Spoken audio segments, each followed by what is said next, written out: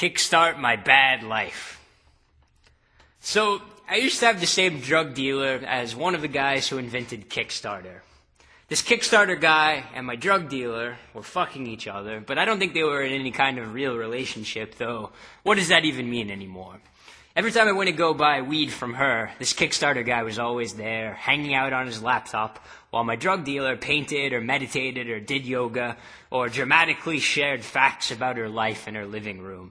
She lived in the East Village, and her name was Angelique Cormorant, which is one of those made-up New York names that you just shrug off and accept.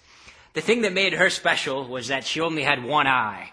Sometimes she wore an eye patch, and sometimes she wore a glass eye, a tiny blue bubble that doubled as a tiny aquarium filled with brine shrimp. She could take her eye out and refill the water with sea monkeys if the population started to die off. Evidently, there were all kinds of prosthetic eyes you could buy now, according to Angelique. There was a store that sold fancy fake eyes in the meatpacking district. You could buy plastic eyes that unfolded into remote control helicopters with cameras in them, glass eyes that held a terabyte of USB data storage, and even rubber inserts that turned your empty eye socket into a fuckable rubber vagina. Not having an eye these days gave you an excuse to buy the coolest prosthetics available on the modern commercial market. An empty eye socket was like a permanent pocket you could fill with extremely powerful electronics or art. I first met Angelique in the restaurant below her apartment where I liked to drink at the bar. After I'd been going there for a few months, Angelique took me upstairs one night. I thought we were going to sleep together, but instead she just got me high and showed me some of her digital animation, which was all pretty bad. It was all animated GIFs of cartoon sea monkeys in 70s bondage outfits, bright orange lycra, avocado pleather, mauve latex. I guess she had a consistent aesthetic. She also revealed to me that she dealt heavyweight in weed. The Kickstarter guy showed up at some point that night, and we talked about computers for a while. I think I was sucking up to him without even realizing it, and he was wary of this at first. However, I'm charming when I am nervous, and so by the end of the night, we were all pals. After that, I bought all of my drugs from Angelique, and we would all hang out together once a week or so, not making any firm plans to do this, but somehow ending up together anyway. I always knew when she and the Kickstarter guy were fucking if I was down in the bar, because the bottles would clink a little bit on the shelves. It wasn't flagrant, but you could hear it if you knew what to listen for. The bottles were on the same wall as their bed frame. Sometimes the Kickstarter guy would be at her place when I went to go buy drugs, and sometimes only his laptop would be there showing torrent downloads in various states of completion, like the digital equivalent of a coat and tie draped over a chair in the apartment of an amoral tramp. Angelique tried her best to give off this amoral tramp vibe, though I never saw any other men at her place. I was attracted to Angelique, and I can imagine some future scenario where we would get together, but mostly I was too tired and depressed to make this happen, and it was nice to know a girl who was more interested in my money and in my company than in how I felt about her. The bar/restaurant below Angelique was a place called Ethiopia. The Kickstarter guy and Angelique met each other there because Ethiopia had started out as a Kickstarter project. It was one of the projects that they wrote about in the lengthy Times article about Kickstarter several years ago that made the Kickstarter guy and his friends go from being startup developers to obscenely wealthy Lower East Side capitalists. Ethiopia served military rations from all over the world. You chose a country from a list, and they brought you military rations from that country, along with stainless steel cups and plates. Each table had a stack of tin cans in the center, flames in a can, and you prepared your meal yourself. There were waiters who would show you what to do, but they were perfunctory and condescending, as gruff as actual enlisted soldiers. The regulars of Ethiopia knew how to make their own rations without any help. The bar of Ethiopia had liquor, but it also had one of those new flavor fountains, which is why I went there in the first place. There were only a few of these flavor fountains in the city. A flavor fountain was like an old soda fountain, but instead of having colas and phosphates, flavor fountains sold brand new delicious chemicals from science. Flavor fountains in New York were test markets for New Jersey flavor scientists, or flavorists. If a bar had a flavor fountain, these companies like Javadon would deliver new flavors to them every month, and these bars would serve them up cheaply to any New York asshole like me who wanted to try something new just for the fun of it. These new flavors came in packets that looked like packets of ketchup. You inserted them into a slot in the machine that had a spring hinge. The hinge popped the bag, and then the machine instantly carbonated the flavor syrup, turning it into a soda that you could then mix with liquor or drink straight. Usually the flavors from New Jersey were savory instead of sweet, which made flavor fountains even more strange and upsetting. There were flavors like celery, tobacco, Tabasco sauce, green pea, wasabi, raisin, bacon, steak, gravy, cornbread, anchovy, and lasagna. I was the kind of person who would pay $2 to try a lasagna-flavored soda for the novelty of it. If I hated it, I would pay another couple of dollars, and the bartender would dump some whiskey in there, and I would knock it back dutifully because, hey, whiskey and soda. The strange flavors that people actually liked and that sold well got canned and sold around the country. Buttered popcorn soda and tequila soda were both huge hits. Like Ethiopia, the flavor fountain had also started out as a Kickstarter idea, but it had grown huge in just a few short months. One of the things I picked up from the Kickstarter guy, whose name was Tom, by the way, and who went to private Catholic schools all the way from kindergarten through college, was calling it kicking whenever a person used Kickstarter. He never called it kickstarting, as if he was embarrassed to use his own company slang. He was so insistent about using the word kicking that you started doing it yourself around him, as in, oh, check it out, this dude is trying to kick a disco that is open during the day for people who work at night. He's going to call it day tripper. Pretty terrible idea. People who work at night for a reason. They don't like people, and they don't like to dance. Or, oh, check this out. Somebody's kicking an STD wall calendar for teenagers that's supposed to get them to use condoms. It will have lavish, full-color pictures of infected genitals, one for every month. Ah, check out February. Why, this swollen penis is as colorful and festive as a piñata. Tom was fascinated by people kicking crazy shit, but he never participated himself. He had 100 different accounts, and he loved to chip in anonymously to interesting projects and to send struggling artists personal messages of encouragement. But he never used his own website to solicit funds. One night, I went up to Angelique's apartment to buy drugs, and I could hear her screaming at him. I debated walking away, but I wanted drugs, and I figured Angelique and Tom could take a break from their argument long enough to sell me enough weed to get me through the weekend. I knocked on the door, and the screaming immediately stopped. Angelique threw the door open. Oh, it's you, she said. Excellent. Just the person we wanted to see. Tom was pacing back and forth in her tiny kitchen. When he saw me, he sighed and fell down on our couch, exasperated. I am only here to buy a very small amount of drugs, and then I will go away, I said, holding my hands up, not wanting to get involved in any romantic disputes.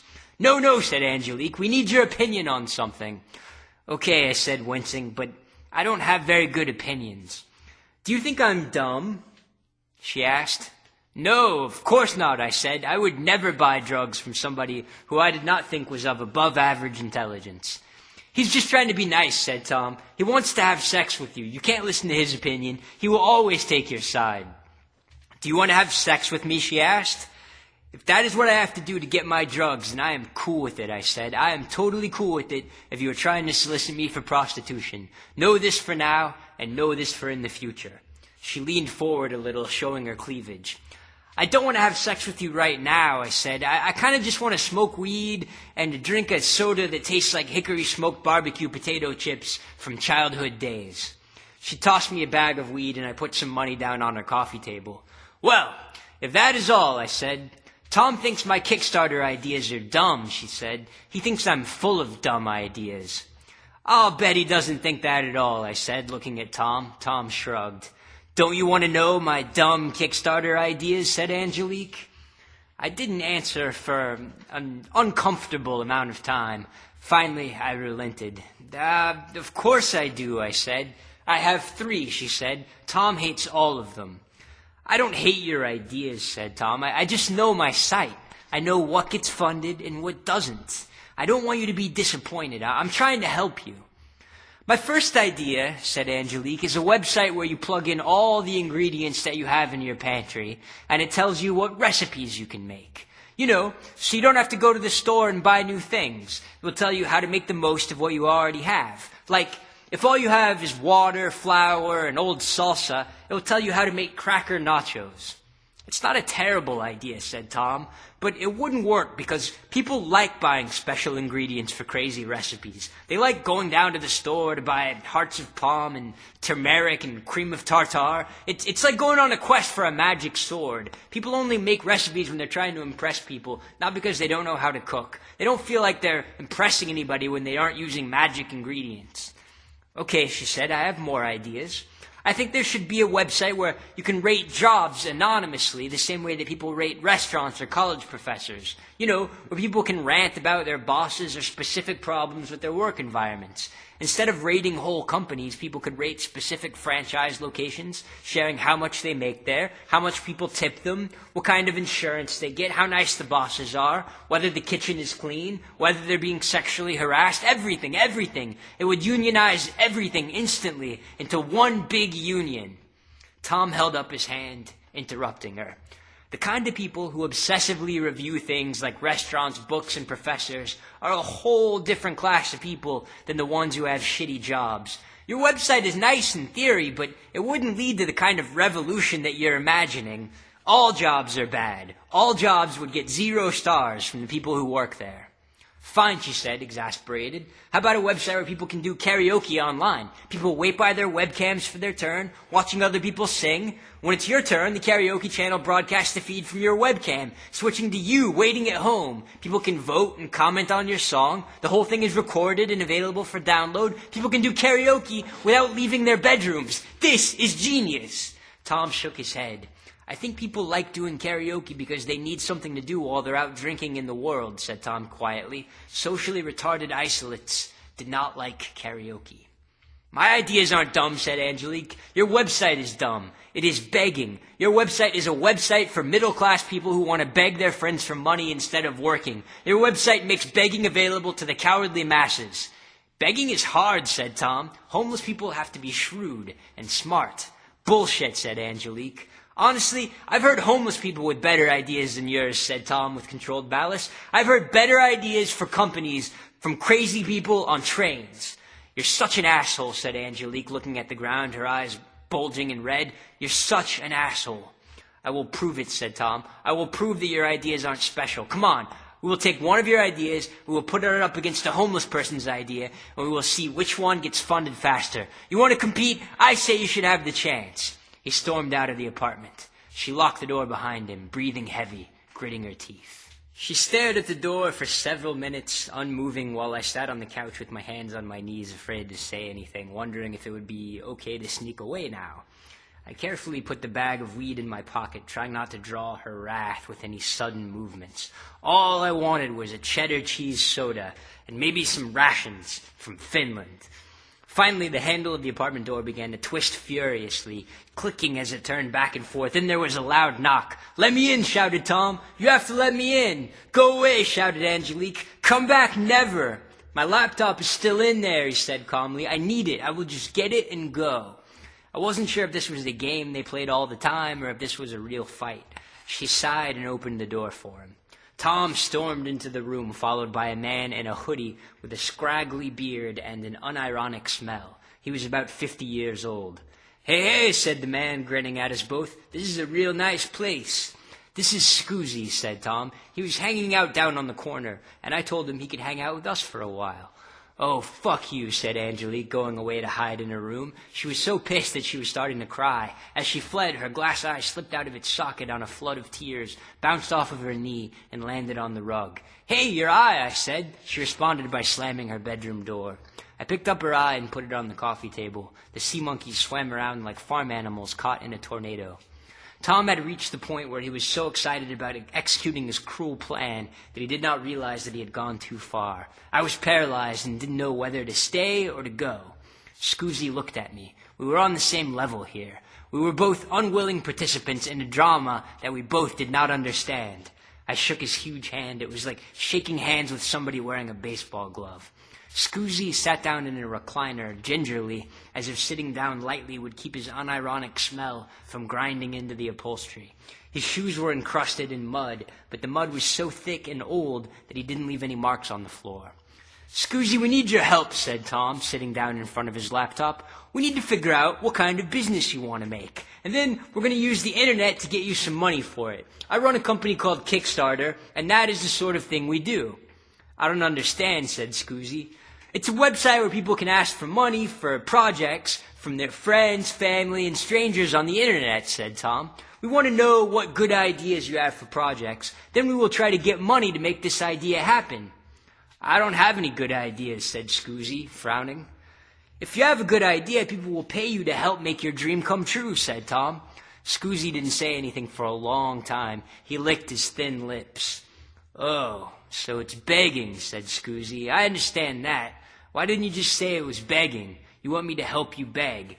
That is hilarious, man. Actually, it is not hilarious. I wish you'd just given me some change." Tom was suddenly very uncomfortable. He got up and walked across the room. "Maybe you'd better go," said Tom. "I totally understand," said Scoozy. "I get it. I really do. I get it. You're a huge dick." Tom didn't answer. He opened his mouth and then shut it again. Scoozy's eyes glittered dangerously. "You're absolutely right," I said, moving closer to Scoozy and taking over for Tom. "We want your help at begging. You're the expert. We want to know your secrets." Scoozy looked me over. I picked up Angelique's glass eye and shook it real fast like a snow globe. I handed it to him.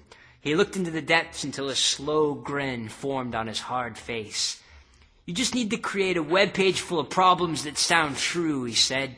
"I have tons of problems. You can borrow some of mine."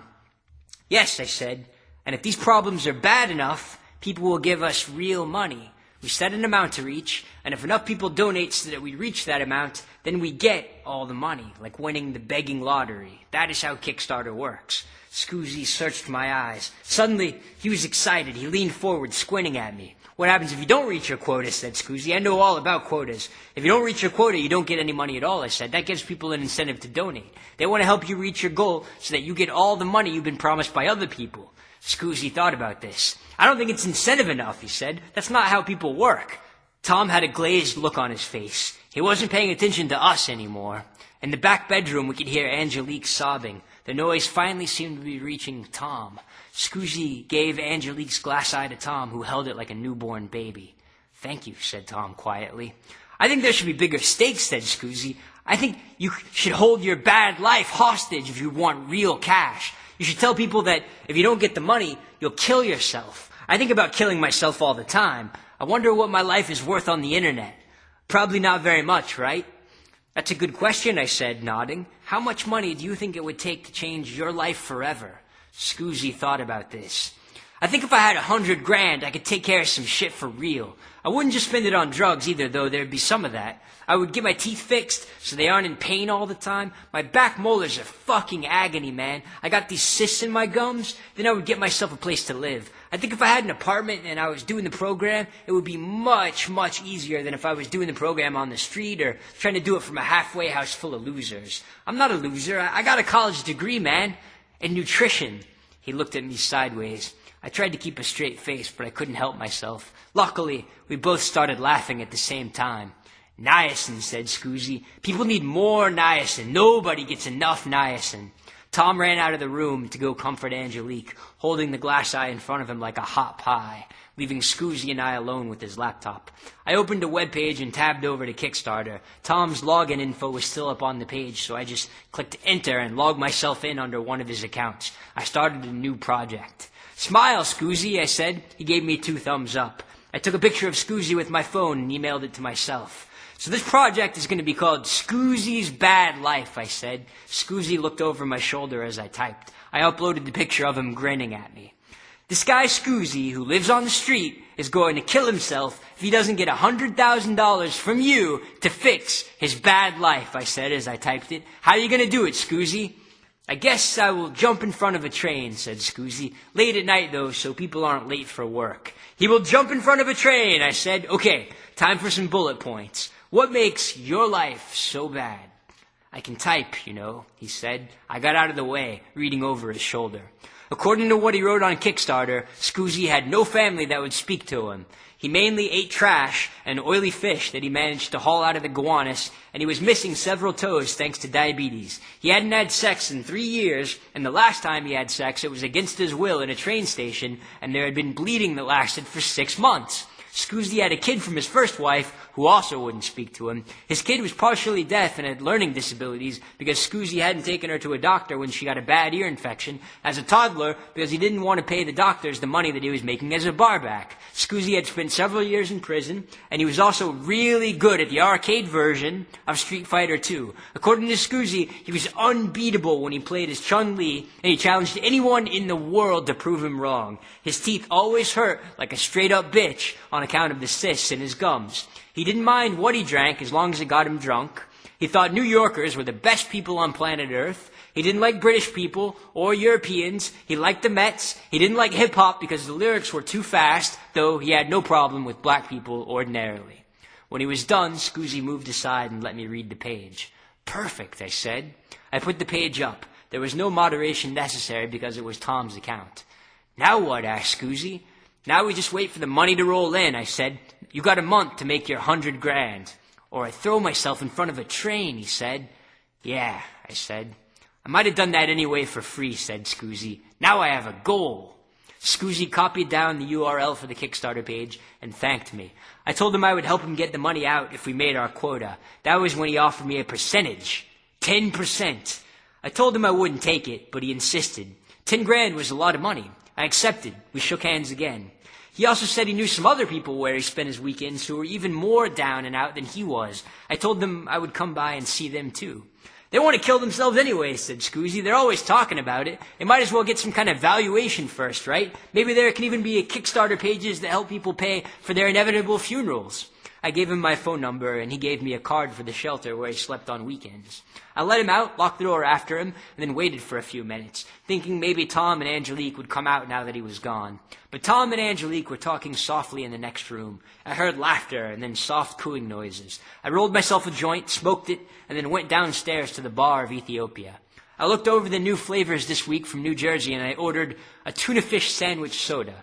It was surprisingly refreshing and not nauseating at all. I made it about halfway through the soda before I motioned for the bartender to dump some whiskey in there. "Is that a friend of yours?" he asked me. "He keeps waving at you, trying to get your attention." I looked outside where the bartender was pointing. Scoozy was there on the street, surrounded by people typing into their phones who were looking simultaneously perplexed and charmed. Scoozy was holding a cardboard sign that said, "Kickstart my bad life," and there was the URL for his Kickstarter page. People were writing it down and even donating right there in front of him on their phones. 10%, Scoozy screamed at me, and then he started laughing. "We should make handbills, posters, videos." The bottles in the bar clinked together, and I knew that upstairs Tom and Angelique were fucking their brains out. I wondered if Angelique kept her eye in when she had sex, or if she took it out and put it on her bedside table. I wondered if Scoozy was going to make his 100 grand on account of the novelty of it all. I wondered how much my own life was worth. I wondered how much anybody's life was worth on the internet. I wondered what it would feel like not to meet your goal, not even by a long shot, not even by a little bit.